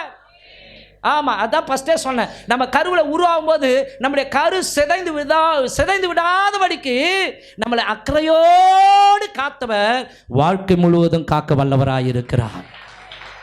ஆமென். சோர்ந்து போகாதீங்க. நிச்சயமாக கர்த்தர் உங்களுக்கு செய்ய நினைத்திருக்கிற நன்மைகள் கட்டாயம் இந்த வருஷம் கிடைக்கும், நடக்கும். ஆகவே விசுவாசமுள்ள பிள்ளைகளாய் இருங்கள். ஹல்லேலூயா. 2வது ஒரு காரியம், யோசுவா புஸ்தகம் 1ஆம் அதிகாரம் 5வது வசனம், 6வது வசனம், 9வது வசனம். நீ உயிரோடு இருக்கும் நாளெல்லாம் ஒருவனும் உனக்கு முன்பாக எதிர்த்து நிற்பதில்லை. நான் மோசேயோடு இருந்தது போல உன்னோடும் இருப்பேன். நான் உன்னை விட்டு விலகுவதும் இல்லை, உன்னை கைவிடுவதும் இல்லை. பலம் கொண்டு திடமனதாயிரு. இந்த ஜனத்தின் பிதாக்களுக்கு நான் கொடுப்பேன் என்று ஆணையிட்ட தேசத்தை நீ இவர்களுக்கு பங்கிடுவாய். 9வது வசனம். நான் உனக்கு கட்டளையிடவில்லையா? நான் உனக்கு சொல்லவில்லையா? பலம் கொண்டு திடமனதாயிரு, திகையாதே, கலங்காதே. நீ போகும் இடமெல்லாம் உன் தேவனாகிய கர்த்தர் உன்னோடே இருக்கிறார் என்றார். போதும். இங்கே யோசுவாவுக்கு ஒரு வாக்கு கொடுத்திருக்கிறார். நீ உயிரோடு இருக்கும் நாளெல்லாம் ஒருவனும் உனக்கு முன்பாக, நான் மோசேயோடு இருந்தது போல உன்னோட இருப்பேன், நான் உன்னை விட்டு விலகுவதும் இல்லை. அப்படின்னா நான் உனக்கு சொன்னதை செஞ்சு காட்டுவேன் அப்படின்னு அர்த்தம். நான் உனக்கு சொன்னதை செஞ்சு காட்டுவேன். கவனிங்க, இதில் ஒரு காரியம் என்னன்னா, இவர் பதற்றத்தோடு கூட இருக்கிறார், பயத்தோடு கூட இருக்கிறார். நான் நம்புகிறேன் பயம் இருந்திருக்கும். ஏன்னா பவர்ஃபுல் லீடர் ஒருத்தர் மோசே, அவர் தான் அந்த லட்சக்கணக்கான ஜனங்களை நடத்தி கொண்டு வந்தார். அவருக்கே தண்ணி காட்டின ஜனங்க இந்த ஜனங்கள். சரிங்களா? வணங்கா கருத்துள்ள ஜனங்க, முரட்டாட்டமுள்ள ஜனங்க. ஒரு கட்டத்தில் மோசையை பார்த்து ஆண்டவர் சொல்றாரு, மோசே நீ விலகு, இந்த கூட்டத்தை நான் ஒன்றும் இல்லாமல் பண்ணிட்டு உன்னை சூப்பராக பெரிய ஜாதி ஆக்குறனோடனே, ஆண்டவரே என்னை மன்னிங்கப்பா, இந்த காரியம் வேண்டாம், இந்த ஜனங்களை அழிக்கக்கூடாது, நீங்கள் இந்த ஜனத்தை அழிக்க நீங்கள் சித்தம் கொண்டால் புறஜாதி ஜனங்களா இதுக்காகவே அவங்க ஜனங்களை ஆண்டவர் வனாந்தரத்துக்கு கொண்டு வந்துவாருன்னு சொல்லுவாங்களே, உங்கள் நாமம் தூசிக்கப்படக்கூடாது, இரக்கம் பாராட்டுங்க, அப்படி நீர் அழிக்க சித்தமானால் என்னுடைய பெயரை ஜீவ புஸ்தகத்திலிருந்து கிறுக்கி போடுங்க. அந்த நல்ல மோசேவுக்காக கரங்களை தட்டி தேவனை மயப்படுத்துவோமா? பாருங்க எவ்வளோ ஆத்துவம் பாருங்க இல்லைங்க. நானும் அந்த என்ன பண்ணேன், அப்பா ஆண்டவரே இந்த ஜனங்க நல்லா கையை தட்டிட்டு என்ன பின்னாடி போயிடலாம், குறை சொல்லிச்சுங்க, திட்டி இருக்குதுங்க, ஒன்றும் பாதிமா அடிக்க ஆண்டவரே. நான் மனுஷன் அப்படி சொல்லியிருப்பேன். ஆனால் மோசே கிரேட். மோசேக்காக இன்னும் கூட ஒரு விஷயம், அல்லேலூயா, பரலோகம் களி கூறுவதாக. ஆமென். அவர் சொல்றாரு, இந்த ஜனங்களை நீங்க அழிக்க சித்தம் கொண்டால் முதலாவது ஜீவ புஸ்தகத்திலிருந்து என் பேரை கிறுக்கி போடுங்க. ஆமென். அப்படிப்பட்ட சிந்தை நமக்கும் வருவதாக. யார் எக்கெடுக்கட்டா எனக்கு என்ன, நான் ஸ்வயனு பரலோகத்துக்கு போயிடணும், இல்லை என் பக்கத்து வீட்டுக்காரனும் ரட்சிக்கப்படணும், என் எதிராளியும் நரகத்துக்கு போகக்கூடாது. எத்தனை பேர் அப்படி விசுவாசிக்கிறீங்க? கர்த்தர் அப்படி செய்வாராக. சரி, ஓகே. அப்போது இவனுக்குள்ளே ஒரு பயம் இருந்திருக்குன்னு நினைக்கிறேன். ஏன்னா இவ்வளோ லட்சக்கணக்கான ஜனங்களை மோசே நடத்தி கொண்டு வரும்போது மோசேயே படாத பாடுபட்டாரே, நம்மளை என்ன பண்ணுங்களோ தெரியாது, அப்படி பயந்து கொண்டு இருக்கலாம், தெரியாது. ஒருவேளை கவனிங்க, இவர் இந்த ஜனங்களை நடத்தி கொண்டு வரும் பொழுது கானானுக்குள்ளாக போகணும், கானானை தான் கொடுப்பேன்னு வாக்குறுதி கொடுத்திருக்கிறார். நீ தான் கானானை இவர்களுக்கு பங்கிட்டு கொடுப்பாயின்னு சொல்றது தான் வாக்கு தத்துவம். ஆமாவா இல்லையா? அப்போ கானானுக்குள்ள போகும்போது பலத்த கானானியர்கள் இருக்கிறாங்க, ஏத்தியர் இருக்கிறாங்க, எமோரியர் இருக்கிறாங்க, பெருசியர் இருக்கிறாங்க, ஏவியர் இருக்கிறாங்க, எபூசியர் இருக்கிறாங்க. இப்படி பலத்த 6 ஜாதி கூட்டம். இந்த கூட்டத்தை கண்டுதான் 10 பேரும், ஐயோ அவங்க பார்வைக்கு நாங்க வெட்டுக்கிளிகளை போல இருக்கிறோம் அப்படின்னு 10 பேர் சொன்னாங்க. ஆனா இந்த யோசுவா காலேப்போ கர்த்தர் நம்ம கூட இருக்கிறார், அவர்களை காத்த நிழல் அவர்களை விட்டு விலகி போயிட்டு நாம உடனடியாய் போய் அந்த தேசத்தை சுதந்தரிப்போம். அப்ப ஆண்டவர் கொடுக்கிற ஒரு வார்த்தை என்னன்னா, என் செவிகள் கேட்க 10 பேர் குறை சொன்னாங்க இல்லையா, இந்த 10 பேருடைய பேச்சை கேட்டு சபையாரெல்லாம் முறுமுறுத்தாங்க இல்லையா, இதுல ஒருத்தன் கூட கானானுக்கு போக மாட்டான். ஆனால் இதுபார் யோசுவா, இதுபார் காலேப், இவங்க 2 பேர் விசுவாசமாக என் காது கேட்க பேசினாங்க, கர்த்தர் எங்க கூட இருக்கிறார், நம்ம எளிதாய் அவரை சுதந்திரித்துக் கொள்வோம். கானான் தேசத்தின் ஜனங்கள், கானானியர்களுடைய தெய்வம் அவங்களை காத்த நிழல் அவங்களை விட்டு விலகி போனது. அவங்க 2 பேர் தான் கானானுக்குள்ளே போவாங்க. அப்போ பைபிள் சொல்லுது, அந்த சந்ததி எல்லாரும் செத்து அவங்களுக்கு பிறந்த பிள்ளைங்க பெரியவங்கள ஆகிட்டாங்க இல்லையா, அந்த 40 வருஷத்தில் அவங்க தான் கானானுக்குள்ளே போனாங்களாம். அவங்கள நடத்தி கொண்டு போனவர் யார்? யோசுவா. அப்போது யோசுவா ஒருவேளை தன்னுடைய நான் விசுவாசிக்கிறேன், நான் இப்படி தியானம் பண்ணேன், ஒருவேளை யோசுவா தன்னுடைய ஜனங்களுக்கு போர் பயிற்சி கிடையாது. சொல்கிறது புரியுதுங்களா? முன்ன பின்ன சண்டை போடுறது தெரியாது. ஆனால் கானானிய தேசத்தின் ஜனங்கள் எல்லாம் யுத்தத்தில் வல்லவர்களாக இருக்கிறார்கள், போர் பயிற்சி உடையவர்களாக இருக்கிறார்கள். அப்போ இவர்களை கொண்டு போய் எப்படி நான் அந்த தேசத்தை பங்கிட்டு கொடுப்பேன் என்று ஒருவேளை படபடுத்தாரோ பயந்தாரோ தெரியாது. ஆகவே தான் கர்த்தர் சொல்றாரு ஒரு வார்த்தை, பலங்கொண்டு திடமனதாயிரு, உலகத்தில் இருக்கிறவனை பார்க்கிலும் உனக்குள் இருக்கிற இயேசு பெரியவர். ஆமென். இந்த உலகத்தில் கூட அன்பானவர்களே, நம்மை கண்ணுக்கு தெரியாத சக்திகள் எதிர்த்து நிற்கிறது, நமக்கு தெரியாது. எத்தனை அசுத்த ஆவிகள் நமக்கு விரோதமாக செயல்பட காத்து கொண்டிருக்கிறது. ஆனா கர்த்தர் சொல்றாரு, பலங்கொண்டு திடமனதாயிரு, பலங்கொண்டு திடமனதாயிரு. அப்ப இதனுடைய அர்த்தம் என்னங்க? பயப்படாமல் தைரியம் உள்ளவர்களாயிருங்கள். ஆமென். பயப்படாதே, நான் உனக்கு கேடகம் மகா பெரிய பலனுமாயிருக்கிறேன். பயப்படாத, நான் உன்னோடு கூட இருக்கிறேன். திகையாதே, கலங்காதே, நான் உன் தேவன், நான் உன்னை பலப்படுத்தி உனக்கு சகாயம் செய்வேன், என் நீதியின் வலது கரம் உன்னை தாங்கும். ஆமென். ஹல்லேலூயா. அப்போ ஆகவே கவனிங்க, இந்த பலம் கொண்டு திடமனதாயிரு, பலம் கொண்டு திடமனதாயிரு, இந்த வார்த்தையை அடிக்கடி சொல்றாரு தெரியுங்களா? அந்த அதிகாரத்திலே நீங்கள் படித்து பார்க்கும் பொழுது கவனிங்க, 4 முறை இந்த வசனம் வருது, 4 முறை. 6வது வசனத்தில் வருது, குறிச்சிங்க, வீட்டில் போய் படித்து பாருங்க. 7வது வசனத்தில் வருது, 9வது வசனத்தில் வருது, 18வது வசனத்தில் வருது. அப்போ இந்த ஒரு வார்த்தையை மாத்திரம் கவனிங்க. யோசுவாவுக்கு நான் உனக்கு கொடுப்பேன்னு சொன்ன கானான் தேசத்தை கொடுப்பேன், இந்த ஜனங்களுக்கு நீ பங்கிட்டு கொடுப்பாய் அப்படின்னு வாக்கு கொடுத்தல்ல, அதை பங்கிட்டு கொடுப்பாய், நான் கர்த்தர். ஆகவே பலங்கொண்டு திடமனதாயிரு, பலங்கொண்டு திடமனதாயிரு, பலங்கொண்டு திடமனதாயிரு, பலங்கொண்டு திடமனதாயிரு. ஏன் கவனிக்கணும்?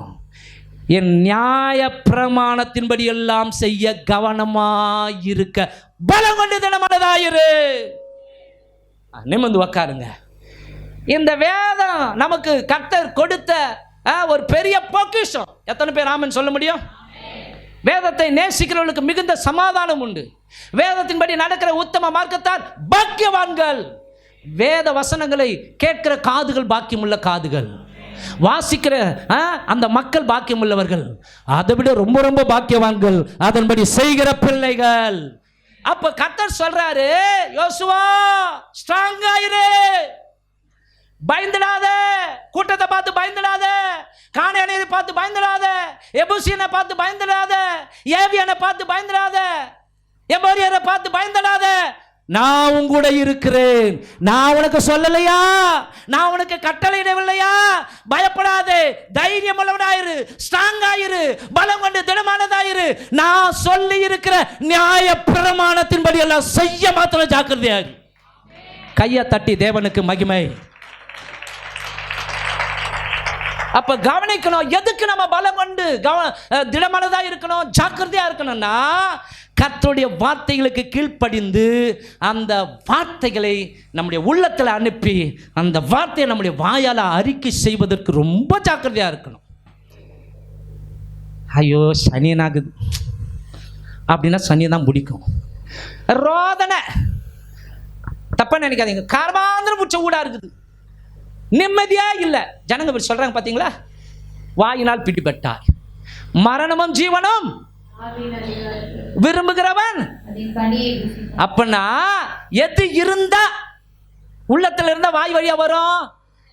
அவிசுவாசம் இருந்தா, தேவையற்ற வார்த்தைகள் இருந்தா, பக்தியற்ற வார்த்தைகள் இருந்தா, அலங்கோலமான அசிங்கமான வார்த்தைகள் இருந்தா வாய் வழியா வரும். ஆனா இத உள்ள அனுப்பி இருந்தா, இந்த நியாய பிரமாணத்தின் வார்த்தைகள் உள்ள இருந்தா, கர்த்தரின் பலன், எதற்குமே நான் பயப்பட மாட்டேன். கர்த்தரின் மேய்ப்பராய் இருக்கிறார், நான் தாட்சி அடையேன். அல்லேலூயா, ஆமென். இப்போ சொல்லலாம் இல்லையா? சொல்லலாம் இல்லையா? என்ன சொல்றீங்கம்மா? அதுக்கு தான் வசனத்தை நல்லா படிங்க, வசனத்தை ஏத்துங்க. ஆட நீங்க வேற எங்க தான் படிக்க தெரியாதா?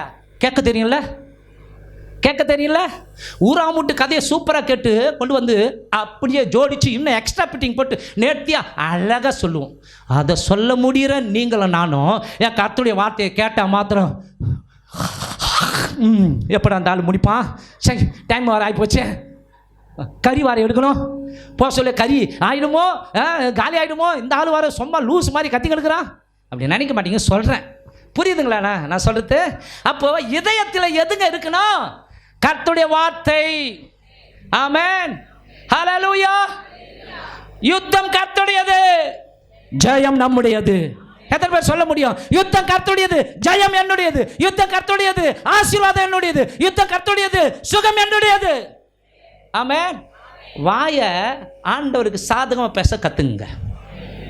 நான் நிறைய தடவை சொல்லுவேன். ஒரு ஹோட்டலுக்கு போகிறீங்க, என்ன ஹோட்டல்? அக்ஷய பவன் வச்சுக்குவோம். அக்ஷய பவனுக்கு போனவனே ஒருத்தன் வெல்கம் பண்ணுவான் தெரியுங்களா? வாங்க ஒரு டேபிள் உட்கார வைப்பான், உட்காந்துடுவோம், இலையை போடுவான். இலையும் போட்டான், சரி என்ன இருக்குது? அம்மா மசால் தோசை இருக்குது, அப்புறம் இட்லி இருக்குது, அப்புறம் இடியாப்பம் இருக்குது, அப்புறம் ஊத்தப்பம் இருக்குது, அப்புறம் பரோட்டா இருக்குது, அப்புறம் சப்பாத்தி இருக்குது. சரி ஒரு கப்பு டீ கொண்டு வா. ஐயா சனி அமைச்சு ஏந்துப்பா சொல்லுவான். சொன்னதை என்ன பண்ணுவான்? உள்ளத்துக்குள்ள அவனுக்கு ஒரு மாதிரி இருந்தால் கூட எடா கூடமா கஸ்டமரை பேசிட்டா சீட்டை அவருக்கு ஈச்சிடுவார்னு சொல்லி உள்ளே போய் காப்பியை தந்து கொடுப்பான், இலை போட்டு இருந்தால் கூட. எத்தனை பேர் இதை ஒத்துக்கிறீங்க? ஆமாவா இல்லையா? அப்போ கவனிங்க, நாம் ஒரு ஹோட்டலுக்கு போனால் நம்ம விரும்புகிறதை சொல்லும் பொழுது அதை கொண்டு வந்து கொடுப்பதற்கு கவனிங்க, ஹோட்டல் முதலாளி வேலைக்காரர்களை நியமித்திருக்கிறது போல அந்த சராசரங்களையும் படைத்த முதலாளி ஆகிய இயேசு கிறிஸ்து அவருடைய பிள்ளைகளாகிய நாம அவருடைய வார்த்தைகளை சொல்லும் பொழுது அதன்படி செய்வதற்கு நமக்காக தேவ தூதர்களை கொடுத்திருக்கிறார் என்று சங்கீதம் 103ஆம் அதிகாரத்தில் வருகிறது. ஆமென். அப்போ எப்படி பேசணும்? நம்ம வாயின் வார்த்தையை ஜாக்கிரதையாக பேசணும். அதுக்கு தான் அவர் சொல்கிறாரு, பலம் கொண்டு திடமானதாயிரும், பயந்துடாத பயந்துடாத. நம்முடைய ஆண்டவரை என்கரேஜ் பண்ணுற ஆண்டவர். டிஸ்கரேஜ் பண்ணுறவன் சாத்தானுடைய ஆவியில் நிரம்பின மனுஷங்க. உன்னால் முடியாது. நீ வீடு கட்ட போறியா? உனக்கு வருமானம் 10,000 ரூபாய் தான், கீஞ்சுது போ, வீடு கட்டுருவேன், இப்படிலாம் சொல்லுவான். யார்? ஆளை வச்சு சொல்லுவான். ஏன்னா நம்முடைய விசுவாசம் ஆமாம், உனக்கு வயசு ஏறிக்கினே போகுது, உனக்கு எங்கேருந்து அம்மா அப்பா கல்யாணம் பண்ண போகிறாங்க? கல்யாணம் பண்ணலாம் கூட பரவாயில்லை, என்னை அழைத்தவர் உண்மையுள்ளவர், நான் அவருக்காக மனவாட்டியாக இருக்கிறப்போ சொல்ல முடியுமா? விசுவாசிக்கிறவன் பதறா. ஆமாம், கல்யாணம் ஆகி 20 வருஷம் ஆகுது, குழந்தையே வர, குழந்தை கிடைக்கல கூட பரவாயில்லை, என்னை அழைத்தவர் உண்மையுள்ளவர். அல்லேலூயா. என் விசுவாசத்தை நான் விட்டுக்கிட்டு உங்கள்கிட்ட போடா போல எத்தனை பேர் சொல்ல முடியும்? ஆமே. நான் ஆசீர்வாதத்துக்காக வரல, ஆசீர்வாதத்தை கொடுக்குற அப்பா தான் எனக்கு முக்கியம். அவருக்கு எனக்கு பிள்ளைய கொடுத்தா தான் நான் நேசிப்பேனா, அது எனக்கு தேவையில்லை, என் ஆண்டவர் தான் எனக்கு தேவை. எத்தனை பேர் ஆமீன்? ஹல்லேலூயா. இதுதாங்க ஒரு விசுவாசம், இதுதாங்க ஆண்டவர் மேலே வச்சிருக்கிற ஒரு அன்பு. அந்த அன்பு எதை கண்டு கலங்காது, தைரியமா இருக்கும். பார்த்துக்கலாம் போப்பா, பார்த்துக்கலாம் போமா, விடு, கர்த்தர் பார்த்துக்குவாரு. ஸ்தோத்திரம். தந்தாலும் ஸ்தோத்திரம், தராட்டியும் ஸ்தோத்திரம். கர்த்தர் கொடுத்தார், கர்த்தர் எடுத்தார். கர்த்தருடைய பரிசுத்த நாமத்திற்கு கொடுத்துக்கினே இருந்தால் தான் கடவுள் உமக்கு நன்றி, உமக்கு நன்றி, உமக்கு நன்றி. கொடுக்கலனாலும் உமக்கு நன்றி அப்பா. இம்மைக்காக மாத்திரம் கிறிஸ்துவின் மேல் நம்பிக்கையுடையவர்களாக இருப்போமானால் மற்ற எல்லாரை பார்க்கிறோம் பரிதபிக்கப்பட்டவர்களாக இருப்போம். ஹல்லேலூயா. அப்போது யோசுவா கர்த்தருடைய வார்த்தைக்கு கீழ்ப்படிவதற்கு கர்த்தர் என்ன சொல்ல, ஸ்ட்ராங்காயிரு, தைரியமாக இரு. பயங்காற்ற ஆவிங்களாம் வரும், பயங்காற்ற ஆளுங்களாம் வருவாங்க. கானானியர் மாதிரி மனுஷன் வர மாட்டான், அப்படிப்பட்ட ஆவிங்க வரும். கானானிய ஆவிகள் வரும். கவனிங்க, ஏத்தியரின் ஆவிகள் வரும். கவனிங்க, எமோரியரின் ஆவி, பெரிசியரின் ஆவி, எபூசியரின் ஆவி, இந்த மாதிரி சிந்தையுடைய ஜனங்கள் நமக்கு எதிராக வரலாம். பயப்படாதே, பலம் கொண்டு திடமனதாயிரு, என் வசனத்தின்படி நடக்க கவனமாயிரு. நீ போக இடமெல்லாம் புத்திமானாய் நடந்து கொள்ளும்படிக்கு அதை விட்டு வலது புறமோ இடது புறமோ விலகாதிருப்பாயாக. 8வது வசனம் சொல்லுது, இந்த நியாயப்பிரமாணத்தின் புஸ்தகம் வாயை விட்டு பிரியாதிருப்பதாக சொல்லுது. அதுனா வாயில் வந்துக்கினே இருக்கணும். என்ன வந்துக்கினே இருக்கணும்? கெட்ட வார்த்தை வந்துக்கினே இருக்கணும். வாயில் வந்துக்கினே இருக்கணும். என்ன வார்த்தை? அவிசுவாசமான வார்த்தை வாயில் வந்துக்கினே இருக்கணும். அதெல்லாம் முடியாது பாஸ்டர், அதெல்லாம் நடக்காது, ஐயோ அவங்களாம் மோசமானவங்க, அங்கே போய் சத்தியம் சொன்னால் ஏற்றுக்க மாட்டாங்க, நடக்காது, முடியாது, கிடைக்காது. எத்தனை நாள் இருக்கு இதையே சொல்லிக்கணும்? முடியும், என்னால் அல்ல, என்னை பலப்படுத்துகிற கிறிஸ்துவினால எல்லாவற்றையும் செய்ய பலன் உண்டு. அல்லேலூயா. அப்போ கர்த்தருடைய வார்த்தைக்கு கீழ்ப்படிவதற்கும் அந்த வார்த்தையை பேசுவதற்கும் பலம் கொண்டு திடமனதாய் தைரியமாய் நீங்களும் நான் இருக்கும் பொழுது நாம் போகும் இடமெல்லாம் ஆசீர்வதிக்கப்பட்டிருப்போம். நம்முடைய வழியை வாய்க்க பண்ணுவார், நாம் புத்திமானாய் நடந்து கொள்வோம், கர்த்தர் நம்மோடு கூட இருப்பார். கடைசியாக ஒரு வசனம் சொல்லி முடிக்கிறேன். எபிரேயர் புஸ்தகம் 13ஆம் அதிகாரம் 5வது வசனம் 6வது வசனம். நீங்கள் பண ஆசை இல்லாதவர்களாய் நடந்து உங்களுக்கு இருக்கிறவைகள் போதும் என்று எண்ணுங்கள். அதை அண்டர்லைன் பண்ணுங்க. உங்களுக்கு இருக்கிறவைகள் போதும் என்று எண்ணுங்கள். நான் உன்னை விட்டு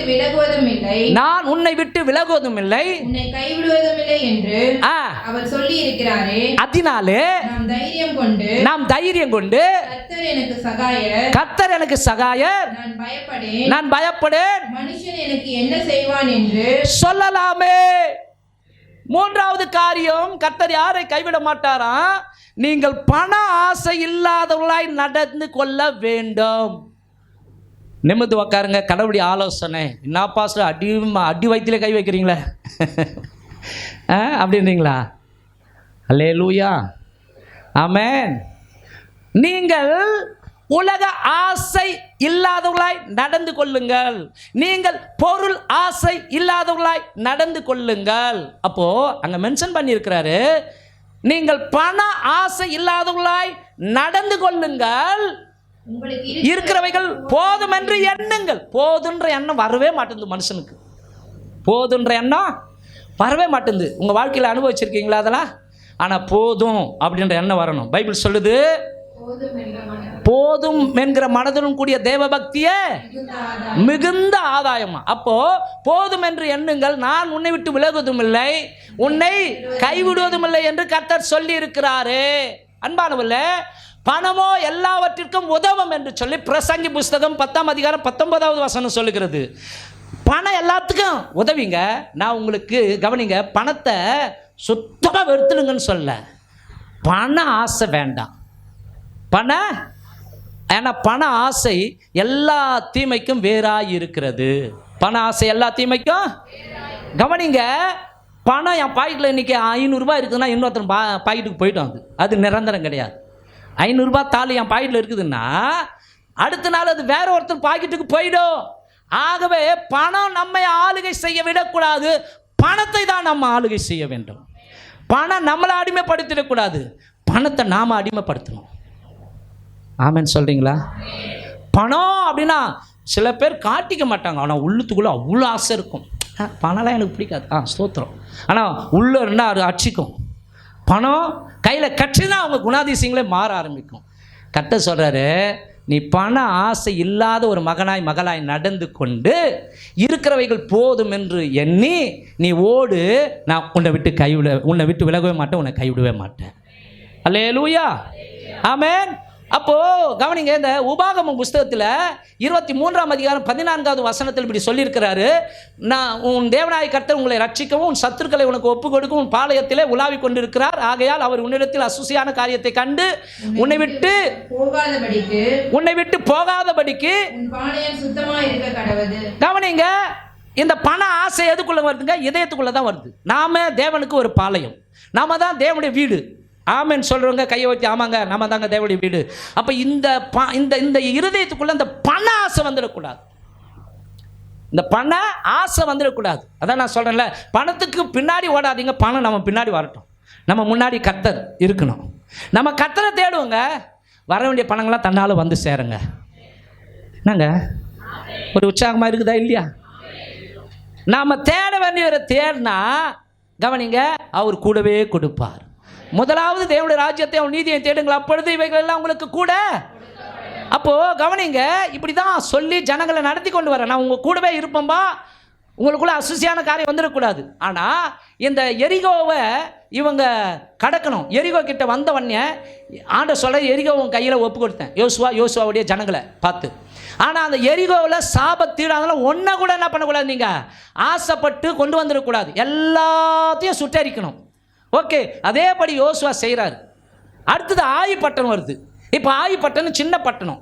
ஓகே, அதுக்கு 3000 பேர் அனுப்புகிறாரு. இந்த 3000 பேர் தைரியமாக போனால் சிலர் வெட்டுன்னு மடிகிறாங்க, சிலர் எல்லாரும் புறம் இதுக்கிட்டு ஓடி வராங்க. இதை கேள்விப்பட்ட யோசுவா கதிகாலைங்க போய் தேவ சமூகத்தில் விழுகிறார். ஆண்டவரே, உங்கள் சமூகம் எங்கே? நீங்கள் இல்லாமல் போயிட்டீங்களே. ஆஃப்டர் ஆல் ஒரு சின்ன பட்டணம் ஆயிப்பட்டணம், அதுக்கு நாங்கள் தோற்று போய் எங்கள் ஜனங்க ஓடி வந்துட்டாங்களே. ஆனால் எரிகோ பட்டணத்தை அப்படி எங்களுக்கு ஒப்பு கொடுத்தீரே. அப்போ ஆண்டவர் சொல்கிறார், எழுந்துடுறா, உன் பாளையத்துக்குள்ளே அசுத்தம் வந்திருக்குது. என்ன ஆண்டவரே, உன் பாளையத்தை போய் செக் பண்ணு. அதே மாதிரி எல்லா பாளையத்தில் இருக்கிற பிரபுக்கள் முக்கியமான நபர்லாம் கூப்பிட்டு யார் என்ன தப்பு பண்ணீங்க ஒத்துங்கன்னும் போது அதில் பைபிள் சொல்லுகிறது, கர்மிக்கு பிறந்த ஆகான் என்பவன் அந்த எரிகோவில் ஏதோ இருக்கிறது ஒன்றே ஆசைப்படக்கூடாதுன்னு சொன்னார் இல்லையா? ஆனால் எரிகோவில் இருக்கிற கவனிங்க, விலை உயர்ந்த ஒரு பாபிலோனிய சால்வை, 200 வெள்ளிச்சேக்கல், ஒரு பொன் பாத்திரம் இச்சித்து எடுத்துக்கொண்டு வந்து தன்னுடைய கூடாரத்தில் புதைச்சி வச்சுட்டார். தன்னுடைய கூடாரத்தில் வெளியரங்கமாக வேணான்னு சொல்லுவோம், ஆனால் உள்ளம் இச்சித்தால் கர்த்தர் பார்த்து கொண்டு இருக்கிறார். ஒருவன் என் பின்னே வர விரும்பினால் அவன் தன்னைத்தானே வெறுத்து தன் சிலுவையை சுமந்து கொண்டு அனுதினமும் என்னை பின்பற்ற கடவன். மறுபடியும் சொல்கிறேன், கிறிஸ்துவின் உடையவர்கள் தங்கள் மாம்சத்தையும் அதன் ஆசை இச்சைகளையும் சிலுவையில். எத்தனை பேர் சிலுவையில் அறைந்து விட்டீர்கள்? அல்லேலூயா, சந்தோஷம். ஆமாம், அரைஞ்சிருந்தீங்களா? உங்கள் வீட்டின் கதவை ஆசீர்வாதங்கள் வந்து தட்ட ஆரம்பிக்கும். அல்லேலூயா. நீங்கள் தேடி போக வேணாம், நீங்கள் கர்த்தரை தேடி பார்த்து கொண்டே போங்க, உங்கள் பின்னாடி ஆசீர்வாதங்கள் தன்னால் வந்து கொண்டே இருக்கும். ஆமென். அப்போ அன்பானவர்களே கவனிங்க, நான் முடிக்க விரும்புகிறேன். இந்த ஆசை இருந்தபடினால தான் அப்போஸ்தலர் காலகட்டங்களில் நீ சொத்தை இவளுக்கு தான் வித்தன, வித்துமோ 1 கோடிக்கு தான் வித்தியா, சந்தோஷம். இப்போ அப்போஸ்தலருக்கு கேட்கும் பொழுது பேதுரு கேட்குறார், சொத்து விற்றீங்களா? ஆமாம் விற்றுங்க. எவ்வளோக்கு விற்றீங்க? 1 கோடிக்கு விற்றேன். சரி, 50 லட்சம் எடுத்து வீட்டில் வச்சுட்டேன், எங்களுக்கு தேவை. சரிங்க, 50 லட்சம் கொண்டு வந்து கட்டுடைய பாதத்தில் வச்சுருக்கிறேன்னா பிரச்சனையே கிடையாது. இவங்க என்ன சொன்னாங்க? எவ்வளோக்கு விற்றீங்க? 50 லட்சத்துக்கு தான் விற்றேன். மெய்யாலுமா? ஆமாம் 50 லட்சம் தான். 50 லட்சம் எங்கே இருக்குது? வீட்டுக்குள்ள. ஆசை உன்னுடையது தானே அது, ஏன் போய் சொன்ன? அப்போ தேவ சமூகத்தில் வந்து நீ யாருக்கிட்ட போய் சொல்லியிருக்கிற? சீஷனாகிய ஊழியக்காரனாகிய என்கிட்ட இல்லை, பரிசுத்த ஆவியினிடத்தில் போய் சொன்னாய், விழுந்து செத்தான் அனனியா. அடுத்தது யார் வராங்க? சப்பிராள். நடந்த விஷயமே தெரியாம இப்போ அவகிட்டையும் ஊழியக்காரர் கேட்குறாரு, ஏம்மா சொத்து விற்றீங்களாம? ஆமாய்யா. இந்த 2 பேரும் வருமானப்பட்டு இருக்கிறாங்க. யாரு? புருஷன் பொண்டாட்டி 2 பேரும் வருமானப்பட்டு இருக்கிறாங்க. எவ்வளோக்குமா விற்றீங்க? ஐயோ 50 லட்சத்துக்கு தான் விற்றேன். மெய்யாலுமா? மெய்யாலுமே 50 லட்சத்துக்கு தான் விற்றேன். உன் புருஷனை அடக்கம் பண்ண கால்கள் வருகிறது, உன்னை அடக்கம் பண்ணனோடைய விழுந்து செத்தான். நியாய தீர்ப்பு அப்பொழுதே உண்டானதான். நம்மளுக்கு நியாய தீர்ப்பு லேட்டாக வந்தான். கவனிங்க, லேட்டாக வருமோ எப்போ வருமோ தெரியாது. ஆனால் இந்த பணம் பணம் பணம் பணம் பணம் பணம்னு பணத்து பின்னாடி ஓடனா நம்முடைய மனசாட்சியே செத்து போயிடும். பணம் முக்கியம் இல்லைங்க, படைத்த ஆண்டவர் முக்கியம். ஆமென். அல்லேலூயா. என்னை சிநேகிக்கிறவனை நான் சிநேகிக்கிறேன், அதிகாலையில் என்னை தேடுகிறவன் கண்டடைவான். ஐஸ்வர்யம், கணம், மகிமை எல்லாம் என்கிட்ட இருக்குது, என்ன தேடு. அல்லேலூயா. ஆமென். ஆகவே அந்த ஆகான் இச்சித்ததை புதைச்சி வச்சுட்டான். எடுன்றாரு யோசுவா, எடு, எல்லாத்தையும் எடுத்து அதை எரிச்ச உடனே மறுபடியும் தேவ சமூகம் பாளையத்துக்குள்ளே உலாவுது. அவனை கல்லாலேயே எரிந்து கொள்ளுகிறார்கள். ஹல்லேலூயா. ஆமென். அப்போ கடைசி காரியம் கவனிங்க, பவுல் மூலமாக கர்த்தர் ஆலோசனை சொல்லுகிறார். நீங்கள் பண ஆசை இல்லாதவர்களாக இருந்து போதும் என்கிற மனதோடு கூட ஓடுங்க, மற்றதெல்லாம் நான் பார்த்துக்குவேன், நான் உங்களை கைவிடவே மாட்டேன். அல்லேலூயா. அந்த கடைசியாக இந்த வசனத்தை படித்து நம்ம முடிக்கலாமா? 1 தீமோத்தேயு புஸ்தகம் எத்தனாவது அதிகாரம்? 6ஆம் அதிகாரம் 7வது வசனம் 8வது வசனம் படிமா. உலகத்திலே நாம் ஒன்றும் கொண்டு வந்ததும் இல்லை, இதிலிருந்து நாம் ஒன்றும் கொண்டு போவதும் இல்லை என்பது நிச்சயம். ஏமா, நீ 100 கோடிக்கு கட்டி வச்சிருக்கிற வீடு, சரி 100 கோடி பேங்க்ல வச்சிருக்கிற, செத்த எத்துக்கு நான் போகிறோம்? கொஞ்சம் கற்பனை பண்ணுங்களேன். பயங்கர பாடு, பிளான் போடுறோம், திட்டம் போடுறோம். நான் கூட திட்டம் பிளான் அதெல்லாம் போட்டு நாளைக்கு பூட்ட கேஸ் இருந்தால் என்ன பண்ணுறது? நாளைய நாள் என்னுடைய நாள் கிடையாது, அது கர்த்தருடைய கையில் இருக்குது. ஆமாம். அப்போது கவனிங்க, நாம் உலகத்திலே ஒன்றும் கொண்டு வந்ததும் இல்லை, இதிலிருந்து நாம் ஒன்றும் கொண்டு போவதும் இல்லை என்பது நிச்சயம். அடுத்தது உண்ணவும் உடுக்கவும் நமக்கு உண்டாயிருந்தால் அது போதும் என்று இருக்க கடவோம். ஐஸ்வர்யவான்களாக விரும்புகிறவர்கள் சோதனையிலும் கண்ணியிலும் மனுஷரை கேட்டிலும் அழிவிலும் அமிழ்த்துகிற மதிக்கேடும் சேதமுமான பலவித இச்சைகளிலும் விழுகிறார்கள். பண ஆசை எல்லா தீமைக்கும் வேறாயிருக்கிறது. சிலர் அதை இச்சித்து விசுவாசத்தை விட்டு வழுவி அநேக வேதனைகளினாலே தங்களை உருவ குத்தி கொண்டிருக்கிறார்கள். அப்போ கடைசியா போதும் அப்படின்ற ஒரு எண்ணத்தில் வாங்கல, மிச்சத்தை கர்த்தர் பார்த்துக்குவார். ஆமென். அல்லேலூயா. நீ பண ஆசை தான், நிறைய பணங்கள்லாம் சூதாட்டத்தில் விடுறாங்க தெரியுங்களா? கவனிங்க, ஒரு தடவை போய் எங்கள் அப்பா ஜெயிச்சுட்டு வந்துட்டார் சூதாட்டத்தில். எங்கள் அம்மா கேளுங்க, லட்சமாக விட்டார். அப்பயே லட்சங்கள் இருந்தது. நான் சொல்கிற இது வந்து கவனிங்க, 1990 காலகட்டங்களில் எல்லாம் போச்சு பணம். எல்லாம் வெளியே இருக்கிறவங்களாம், உங்கள் வீடு என்னப்பா பணக்கார வீடு, நிறைய துட்டு, சாராய பணம் எல்லாம் உங்கள் வீட்டில் தானே இருக்குது அப்படின்னாங்க. ஆனால் எனக்கு தான் தெரியும், வீட்டில் ஒன்றுமே இல்லை. எல்லாத்தையும் கிளப்பில் கொண்டு போய் விட்டார். அந்த பண ஆசை, புரியுதுங்களா? இன்றைக்கி கேம் விளையாடுறாங்க பார்த்தீங்களா? இன்றைக்கி நிறைய ஷேர் மார்க்கெட்டில் பணத்தை செலவு பண்ணுறாங்க பார்த்தீங்களா? பண ஆசை. நிம்மதி போது, குடும்பத்தில் சமாதானம், சண்டை சச்சரவு, அப்பா அம்மா பிள்ளைங்களுக்குள்ள அன்பு தணிந்து போகுது. காரணம் பண ஆசை. இந்த பண ஆசைக்காக கொலை எதுக்காக நடக்குது? பண ஆசை தான். திருடுறது பண ஆசை தான். மோசடி பண ஆசை. நான் ஆரம்பத்தில் சொன்னேன், பணமோ எல்லாவற்றிற்கும் உதவும். ஆனால் பண ஆசை எல்லா தீமைக்கும் வேறாக இருக்கிறது. ஜாக்கிரதையாக அதை கையாளுங்க. ஹல்லேலூயா. பணம் முக்கியம் இல்லை, பணத்தை கொடுக்குற கர்த்தர் முக்கியம். சரிங்களா? அப்போது ஆண்டவரே உங்கள் சமூகத்தில் என்னை ஒப்பு கொடுக்குறேன். பண ஆசைனால தான் இன்றைக்கி நாத்தியம்மை கூட கட் பண்ணிட்டு ஓடிடுறாங்க நிறைய பேர் வேலைக்கு. அவங்கக்கிட்ட சொன்னால், கர்த்தருடைய வார்த்தை சொன்னால் செல்லுபடி ஆகாது. நம்மளே முட்டாள் ஆக்கிடுவாங்க. பைத்தியக்கார பாஸ்டர் இவருக்கு ஒன்றுமே தெரியல அப்படின்னு சொல்லிடுவாங்க. ஸ்தோத்திரம். அவங்கள சரிங்கன்னு தான் சொல்லிட்டு போக முடியும். ஆனால் கர்த்தர் சொல்லியிருக்கிறார், முதலாவது தேவனுடைய ராஜ்யத்தை அவள் நீதியை தேடுங்கள், அப்பொழுது இவைகளெல்லாம் உங்களுக்கு கூட கொடுக்கப்படும். ஆகவே அன்பான தேவச்சனமே, நீங்களும் நானும் இந்த உலக வாழ்க்கையில் வாழ்ந்து கொண்டு இருக்கிறோம். நிச்சயம் ஒரு நாள் வரும், கண்ணை மூட தான் போகிறோம். அப்போ எதையுமே கொண்டு போக மாட்டோம். எதையுமே கொண்டு போக மாட்டோம். இந்த உலகமே நிலையில்லாத உலகம். நம்ம கூட வரப்போவது நம்முடைய கிரியைகள் தான். நம்ம கூட வரப்போகுது அந்த பிரசங்கி புஸ்தகம் 12ஆம் அதிகாரம் கடைசி வசனத்தை கொஞ்சம் வாசிங்களா. பிரசங்கி புஸ்தகம் 12ஆம் அதிகாரம். ஒவ்வொரு கிரியையையும் அந்தரங்கமான ஒவ்வொரு காரியத்தையும் கவனிக்கணும். நன்மையானாலும் தீமையானாலும் தேவன் நியாயத்திலே கொண்டு வருவார். தேவன் நியாயத்திலே கொண்டு வருவார். ஆகவே நீங்கள் பண ஆசை இல்லாதவர்களாய் நடந்து கொண்டு உங்களுக்கு இருக்கிறவைகள் போதும் என்று எண்ணுங்கள். கர்த்தர் உங்களை விட்டு விலகவும் மாட்டார், உங்களை கைவிடவும் மாட்டார். கர்த்தர் உங்களுக்கு சகாயர். அதனாலே நீங்கள் தைரியம் கொண்டு மனுஷன் எனக்கு என்ன செய்வான் என்று சொல்லலாமே. அல்லேலூயா. ஆகவே கர்த்தர் சொன்ன காரியம், பயப்படாத, நான் உனக்கு சொன்னதை நிச்சயமாய் நிறைவேற்றுவேன். விசுவாசமுள்ள மகளாயும் விசுவாசமுள்ள மகனாய் மாறு. மாத்திரமல்ல, பலங்கொண்டு திடமானதாயிரு. எதுக்காக? என் வார்த்தையின்படி நடப்பதற்காக, அந்த வார்த்தையை அறிக்கை செய்வதற்காக பலங்கொண்டு ஸ்ட்ராங்காயிரு. மூன்றாவது, இந்த உலக ஆஸ்திகள் மேலே, இந்த உலகத்தில் இருக்கிற பணத்தின் மேலே நீ நம்பிக்கை வைக்காத, என் மேலே நம்பிக்கை வை. நான் உனக்கு சகலத்தை நிறைவேற்றி முடிப்பேன். விசுவாசிக்கிறீங்களா? நம்ம எழுந்து நிற்கலாமா?